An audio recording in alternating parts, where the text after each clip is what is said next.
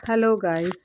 അപ്പോൾ ഞാൻ ഇന്ന് വൈകുന്നേരം എന്താണ് ഉണ്ടാക്കണതെന്നൊക്കെയാണ് കാണിക്കുന്നത് കേട്ടോ. ഇന്ന് ഉച്ചയ്ക്ക് ഉണ്ടാക്കിയ ഫുഡും കാര്യങ്ങളൊക്കെ തീർന്നു. ഉച്ചക്കത്തെ കുറച്ചൊക്കെ പയർ കറി മാത്രമേ ഉണ്ട്.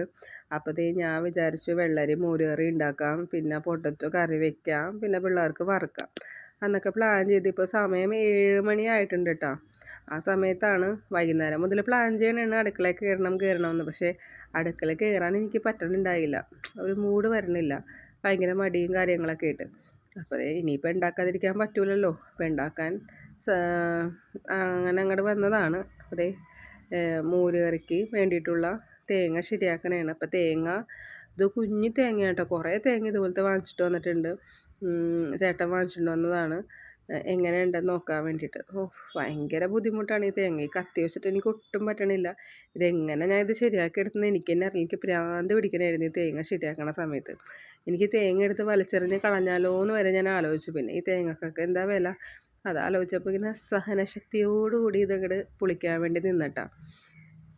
ശരിക്കും ഇതിപ്പോൾ എൻ്റെ ഹസ്ബൻഡ് ഉണ്ടായിരുന്നെങ്കിൽ ഞാൻ ചേട്ടനെയും ചീത്ത പറഞ്ഞാനേ. ചേട്ടന് വേറെ പണിയില്ലേ തേങ്ങ വാങ്ങിച്ചുകൊണ്ട് വരാനെന്ന് ഞാൻ പറഞ്ഞാനായിരുന്നു. പക്ഷേ പുള്ളി വന്നിട്ടില്ല. അത് എനിക്ക് ചീത്ത പറയാനും പറ്റിയില്ല. ഞാൻ വന്നപ്പോൾ പറയാനും മറന്നുപോയി. പിന്നെ എല്ലാം മനസ്സിൽ പറഞ്ഞുകൊണ്ട് അത് അങ്ങോട്ട് ശരിയാക്കാൻ വേണ്ടി നിന്നു. ഭയങ്കര ബുദ്ധിമുട്ടായിരുന്നു ഈ തേങ്ങ ശരിയാക്കി എടുക്കുക. ഇനി കത്തി ശരിയല്ലായിരുന്നു. നമ്മൾ അത്രയും എഫേർട്ട് ഇട്ട് ചെയ്യണം ഒരു തേങ്ങ. എന്താണല്ലോ ഇങ്ങനത്തെ തേങ്ങയ്ക്ക് എന്തിനാണ് ആൾക്കാർ വിൽക്കണമല്ലേ. ഭയങ്കര ബുദ്ധിമുട്ട്.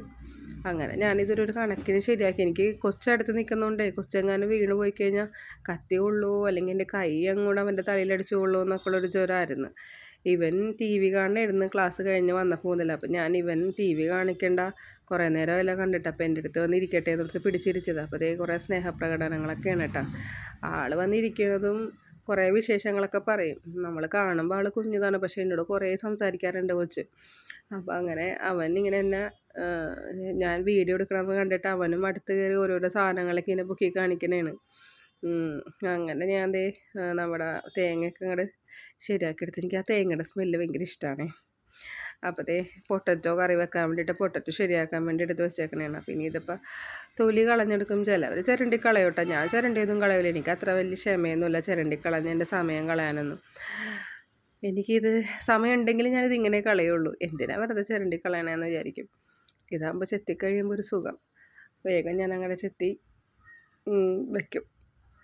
ചിരണ്ടുമ്പോൾ എനിക്ക് എന്തോ വലിയൊരു ഇറിറ്റേഷൻ തോന്നും. എനിക്ക് എൻ്റെ പല്ലൊക്കെ കിടന്ന് ഇതാവാൻ തുടങ്ങും. ഇതാകുമ്പോൾ ഒരിത്. അങ്ങനെ ഞാൻ പൊട്ടറ്റോ 2 കറിക്കും എടുക്കുന്നുണ്ട്, പിള്ളേരിട്ട ഫ്രൈക്കും എടുക്കുന്നുണ്ട്. അങ്ങനെ ശരിക്കും ഞാൻ ഒന്ന് സന്തോഷത്തോടുകൂടി അല്ല കേട്ടോ ചെയ്യണത്. എനിക്ക് ദേഷ്യം കയറിട്ടോ, എനിക്ക് മടി പിടിച്ചിട്ടാണ് ഞാൻ ഈ പണികളൊക്കെ ചെയ്യണത്. പക്ഷെ ചെയ്യണമെന്നല്ലോ എന്ന് വിചാരിച്ചിട്ട് ഞാൻ ഈ ചെയ്യണതാണ്. പിന്നെ ചെയ്ത ഉടനെ തന്നെ ആ വശങ്ങളൊക്കെ അപ്പോൾ അങ്ങോട്ട് ക്ലീൻ ചെയ്ത് ഇടുന്നുണ്ടില്ലെങ്കിൽ ലാസ്റ്റ് ഭയങ്കര വലിയ പണിയായിട്ട് തരും. നേരത്തെ ഞാൻ അങ്ങനെ ഒതുക്കൂലായിരുന്നു കേട്ടോ. ഇപ്പം ഞാൻ അങ്ങനെ ഒതുക്കി ചെയ്യണതുകൊണ്ട് എനിക്ക് അതിൽ എഫേർട്ട് തോന്നാറില്ല. പണികൾ പെട്ടെന്ന് തീരണ പോലെ തോന്നും. അപ്പോൾ പാത്രങ്ങളുണ്ടായിരുന്നു. അപ്പോൾ അതിൻ്റെ ഇടയിൽ എനിക്കൊരു ഫോൺ വന്നപ്പോൾ ഞാൻ അങ്ങോട്ട് പോയതാണ്. അപ്പോൾ അതെല്ലാം കഴിഞ്ഞിന് പൊട്ടറ്റോ ഇനി അരിഞ്ഞിട്ട് ഇതിനെ വേവിക്കാൻ വേണ്ടി വെക്കണം കേട്ടോ. അപ്പോൾ അരിഞ്ഞുകൊണ്ടിരിക്കണേണ്. എല്ലാം വേഗം ചെയ്താലേ തീരുള്ളൂ. ഇപ്പോൾ ചോറ് പോലും വെച്ചിട്ടില്ല. ഇതിപ്പോൾ നമ്മുടെ റേഷനരി ആയതുകൊണ്ട് പെട്ടെന്ന് ആയിക്കോളും. അപ്പോൾ അതുകൊണ്ട് ഞാൻ അത് വേവിക്കാനായിട്ട് വെച്ചിട്ടുണ്ട്. അരിയും അപ്പുറത്ത് വേവിക്കുന്നുണ്ട്, കുടിക്കാനുള്ള വെള്ളം തിളപ്പിക്കുന്നുണ്ട്, പിള്ളേർക്ക് നാളെ ക്ലാസ്സിൽ കൊണ്ടുപോകാനായിട്ട്. അപ്പോൾ എന്താ രാത്രി തന്നെ തിളപ്പിച്ച് വെക്കും കേട്ടോ. അപ്പോൾ രാവിലെ ആകുമ്പോൾ ചൂടൊക്കെ ആറി നല്ല സെറ്റായിട്ടിരിക്കുമല്ലോ. അപ്പോൾ പൊട്ടറ്റോ കറി വെക്കണേട്ടോ. പൊട്ടറ്റോ കറി സാധാരണ നമ്മൾ ഉള്ളി, പച്ചമുളക്, വേപ്പില അതൊക്കെ ഇട്ടിട്ട് നമ്മൾ റെഡിയാക്കും. ഞാൻ സവാളയാണ് ഇട്ടേക്കണത്. അപ്പോൾ അതൊക്കെ എല്ലാം ഇട്ട് വഴറ്റിയെടുത്ത് ഇതിനകത്തേക്ക് കുറച്ച് മഞ്ഞൾപ്പൊടി, മുളക് പൊടിയും കൂടി ഇട്ട് സംഭവം ശരിയാക്കി എടുക്കണേണ്. ഈസിയാണ്, എല്ലാവർക്കും അറിയാമല്ലോ. പൊട്ടറ്റോ കറി ഉണ്ടാക്കുന്ന റെസിപ്പിയൊക്കെ അറിയാമല്ലോ. ആക്ച്വലി എൻ്റെ പിള്ളേർ ഈ കറി വെച്ചത് കഴിക്കൂല കേട്ടോ. ഇവർ മഞ്ഞ കളറിലാണ് വെക്കണമെങ്കിൽ ഇവർക്ക് ഭയങ്കര ഇഷ്ടമാണ്. ഇങ്ങനെ റെഡ് കളറിൽ വെക്കണം പൊട്ടറ്റോ കറി അവർക്ക് തിന്നാൻ പറ്റൂല. എന്താണെന്ന് എനിക്കറിയില്ല, പിള്ളേർക്ക് ഒട്ടും കഴിക്കൂല അവരത്. ഞാൻ ശീലിപ്പിച്ചത് കൊണ്ടായിരിക്കും, എനിക്കറിയില്ല. പൊട്ടറ്റോ വറുത്ത് ഇപ്പോഴാണ് അവർ പൊട്ടറ്റോ ഇങ്ങനെ ഉപ്പുമുളകൊക്കെ ഇട്ടിട്ട് വറുത്തിട്ട് ഇപ്പോഴാണ് ഇവർ കഴിക്കണത്. ഫ്രഞ്ച് ഫ്രൈസൊക്കെ മാത്രമേ കഴിക്കുമായിരുന്നുള്ളൂ. ഇപ്പം അങ്ങനെയെങ്കിലും കഴിക്കണ്ടല്ലോ എന്നോർത്ത് ഞാൻ ആശ്വസിക്കണത്. പിന്നെ ഫ്രഞ്ച് ഫ്രൈസ് നമ്മൾ പുറത്തുനിന്ന് വാങ്ങിക്കുന്ന ഫ്രഞ്ച് ഫ്രൈസ് നമ്മൾ വീട്ടിലുണ്ടാക്കണതൊന്നും അതുങ്ങൾ കഴിക്കൂലായിരുന്നു. പിന്നെ ഒരിടം മുതലാണ് അതുങ്ങൾ കഴിച്ചു തുടങ്ങിയത്. ഇപ്പോൾ മഞ്ഞ കളറിൽ ഉണ്ടാക്കണ പൊട്ടറ്റോ കറി അവർ കഴിച്ചോളൂ. അങ്ങനെ പൊട്ടറ്റോ എനിക്കും ചേട്ടനും കൂടി ശരിക്കും പറഞ്ഞാൽ എനിക്കും ഇഷ്ടമല്ല. ഇതിപ്പോൾ എൻ്റെ ചേട്ടൻ്റെ ഇഷ്ടമാണ് പൊട്ടറ്റോ കറി. പിന്നെ ഞാൻ കഴിക്കും, കുറച്ച് കഴിക്കും, അത്രേ ഉള്ളൂ. അങ്ങനെ എനിക്കും ഇഷ്ടം യെല്ലോ കളറിൽ ചപ്പാത്തിക്കൊക്കെ വെക്കണ പൊട്ടറ്റോ കറിനോടാണ് എനിക്ക് ഏറ്റവും ഇഷ്ടം. അങ്ങനെ പിന്നെ പിള്ളേരെ പറഞ്ഞിട്ട് കാര്യമില്ല അല്ലേ. അങ്ങനെ ഇനിയിപ്പോൾ ഇതെല്ലാം കൂടി ഒന്ന് ആ ഉപ്പൊക്കെ പിടിച്ചൊന്ന് സെറ്റായിട്ട് വന്നോട്ടെ. ഇത്രയും വെള്ളമൊന്നും ഒഴിക്കേണ്ട ആവശ്യം ഉണ്ടായില്ല. ഞാൻ എന്തോ ഒരു ബോധക്കേടിന് അത്രയും വെള്ളം അതിൽ കൊണ്ട് ഒഴിച്ച് കഴിഞ്ഞപ്പോൾ ആലോചിച്ചത് വെള്ളം കൂടിപ്പോയല്ലോ എന്ന്. പിന്നെ എന്തായാലും വെള്ളം പറ്റുമല്ലോ, പറ്റുമ്പോഴേക്ക് ഈ പരുവത്തിൽ വരുമല്ലോ, അപ്പോൾ അതൊരു കറിയാകുമല്ലോ. എന്തായാലും ഇതൊരു കറിയായിട്ട് വരുമല്ലോ. കൊള്ളായിരുന്നു കേട്ടോ, നല്ല ടേസ്റ്റ് ഉണ്ടായിരുന്നു. അങ്ങനെ എൻ്റെ പൊട്ടറ്റോ കറി റെഡിയായി. ഇനിയിപ്പോൾ ദേ എൻ്റെ മോള് വന്നിട്ട് കുറേ ദിവസം വരണം, അമ്മ എനിക്ക് നാരങ്ങ വെച്ചിട്ട് മസാല ഉണ്ടാക്കി തരും, അങ്ങനെ എന്തൊക്കെ പറയുന്നുണ്ട്. ഇപ്പോഴത്തെ ട്രെൻഡാണ്, എനിക്ക് ഉണ്ടാക്കി തരും. അപ്പോൾ നാരങ്ങ ഇരിപ്പുണ്ടായിരുന്നു, അപ്പോൾ ഞാൻ നാരങ്ങയുടെ തൊലിയെല്ലാം കളഞ്ഞ് അതിനെല്ലാത്തിൻ്റെയും കൂടെ ഇതുപോലെ ഒരു പാത്രത്തിൽ വെച്ചിട്ട് മുളക് പൊടിയും ഉപ്പും പഞ്ചസാരയും കൂടി ഇടും.